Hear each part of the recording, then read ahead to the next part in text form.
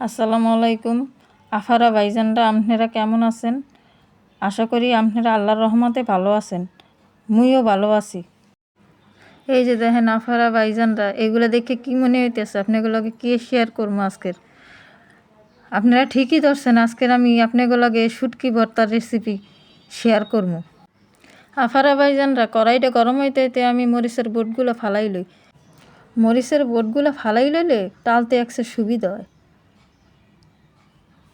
এই দেখেন আমার মরিচ টালা হয়ে গেছে, এখন আমি মরিচগুলো উড়াইলাম। আফারা ভাইজানরা, আপনারা যদি মনে করেন যে তেল দিয়ে টালবেন মরিচগুলো, তাহলে তেল দিয়েও টালিয়ে লইতে পারেন।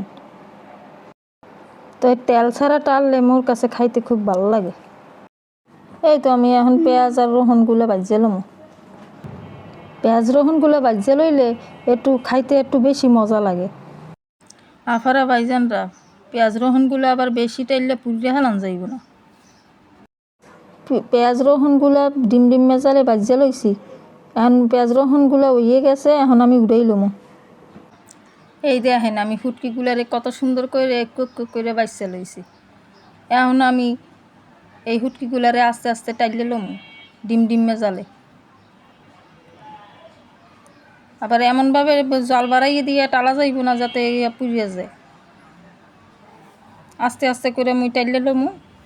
এই দেখেন টালা হয়ে গেছে, এখন আমি উড়াইলাম। ফুটকিগুলারে এককালে সুন্দর করে মচমচে করে ভাজিয়ে লইছি। এখন আমি একটু চুলায় পানি দিয়ে দিলাম। এই পানি উমতা গরম পানি দিয়ে এখন আমি ফুটকিগুলারে সুন্দর করে ধুয়ে লম। ফুটকির ভিতরে একসের বালু থাকে, হের লেগে আমি 2-3 বার ধুয়ে লইছি ফুটকিগুলারে। আফারা ভাইজানরা, এখন মুই পাড়া লই বই গেছি। প্রথমেই মুই মরিচগুলারে একটু লবণ দিয়ে বাইটে লমু। আফারা ভাইজানরা, আপনাদের কাছে তো আসল ঘটনাই কয় নাই। মোরা হইল বরিশালের মানুষ, মগ দেশে কোনো ফুটকি মুটকি কেউ খায় না, গন্ধও সহ্য করতে পারি না। তাই মোর যখন বিয়ে হইছে, হোর বাড়ির মানুষে দেখি হেরা প্রত্যেক দিন ফুটকি খায়, কিন্তু মুই তো ফুটকি গন্ধও সহ্য করতে পারি না। তো মোর হোর বাড়ির মানুষে কয় যে একটু খাইয়ে দাও ফুটকি, এর স্বাদ তুমি কোনো সময় বলতে পারবা না। তারপর খাইয়ে দেখি যে হাসই একসের মজা। মরিচটা মুই হালকা একটু বাইটে লইছি। এখন টালা রসুন আর পেঁয়াজ মুই বাইটে লম। আফারা ভাইজানরা, পরের ঘটনাটাই তো কইলাম না। এরপর থেকে মুই ফুটকি ছাড়া ভাত খাইতে পারি না। মোর জামাইরে প্রত্যেক দিন এখন ফুটকির লেগে জ্বালাই। প্রত্যেক দিন খালি কই যে ফুটকি আনো ফুটকি আনো, ফুটকির তরকারি রান্নো। এই যে আফারা ভাইজানরা, মুই ফুটকিগুলারে এখন সুন্দর করে বাইটে লম। তো আফারা ভাইজানরা, মোর বাইগও কিন্তু ফুটকি খাওয়া হিগেই লইছি, কিন্তু মোর বাইবগো এখনও খাওয়াইতে পারিনি। তয় কোনো আফারা ভাইজানরা যদি ফুটকি না খান, হেরা এই রকমের হইরা ফুটকির ভর্তা খাইয়ে দেখেন। আপনারা ফুটকির মজা বলতে পারবেন না, মোর মতো ফুটকি খাওয়ার ভক্ত হইয়া যাইবেন।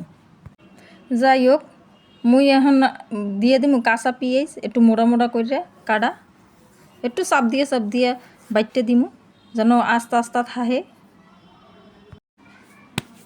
এই রুমের চাপ দিয়ে দিয়েছি, ভালো মতো মিহিন করবো না, কারণ দাঁতের নিচে যখন এইগুলো পরবো পেঁয়াজগুলা, তখন একসের মজা লাগবো খাইতে। আর দিয়ে দিমু এখন ধনিয়া পাতাও এই রুমের হালকা একটু চাপ দিয়ে দিমু যাতে মিহিন না হয়। এই যে মোর ভর্তা পাড়া হয়ে গেছে। এখন মোর পোলারা চাই রইছে আর লোল ফেলাইতে আছে, তাড়াতাড়ি পাড়াটা মুছছে হ্যাঁ তাড়াতাড়ি ভাত খাওয়াই দেই।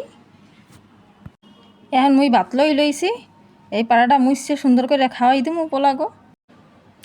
আফারা ভাইজানরা, এইভাবে ভর্তা পাড়া মশা ভাত কে কে খাইছেন কমেন্ট করে মোরে জানাইয়েন।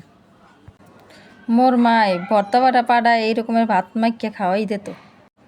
ভাতগুলার এই রকমের একটু পুতা দিয়ে চাপ দিয়ে লইবেন, ভর্তার লগে ভালো মতো একেবারে কসলাই মাইকে তারপরে লইবেন, তারপরে খাইবেন, দেখবেন যে কি মজা।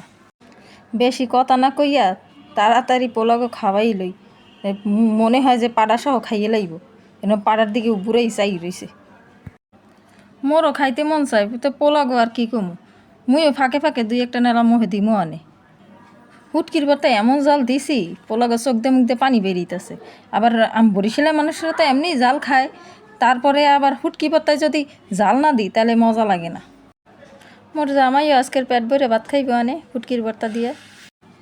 যাই হোক, আফারা ভাইজানরা, মোর ভিডিওটা যদি আপনাদের কাছে ভালো লাগে তাহলে লাইক শেয়ার সাবস্ক্রাইব করে দিয়েন। আপনারা সবাই ভালো থাকেন, সুস্থ থাকেন। আল্লাহ হাফেজ।